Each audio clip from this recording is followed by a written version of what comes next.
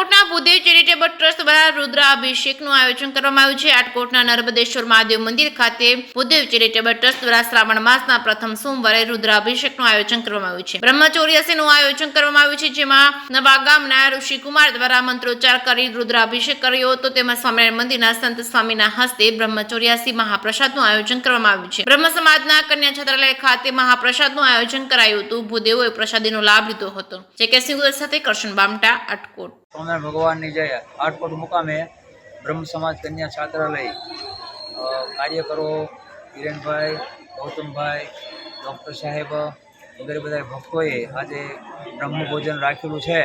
તો સંતોને બોલાવ્યા, ભગવાને પણ પધરામણી કરી અને અહીંયા આગળ આ ચેરિટેબલ ટ્રસ્ટ ભૂદેવનું જે છે આટકોટ બ્રહ્મ સમાજનું, ત્યાં આગળ બધા ભૂદેવોને સંતોએ પીરસીને જમાડ્યા અને બધાએ ભક્તોએ લઘુરુદ્ર કાર્યક્રમ આયોજન ઉત્સવ કર્યો। બધાએ ભક્તોનો, સંતોનો, દેવનો, મહાદેવનો આજે શ્રાવણ મહિનાનો પહેલો સોમવાર બધાએ ભૂદેવોને બ્રહ્મ સમાજને બ્રાહ્મણની 84નો લાભ અમને મળ્યો। એ બદલ અમે ખૂબ કૃતજ્ઞ થયા છીએ અને ખૂબ રાજી છીએ। ભગવાન સૌનું સારું કરે। ઈષ્ટદેવ સ્વામિનારાયણ ભગવાનની જય। જય સ્વામિનારાયણ।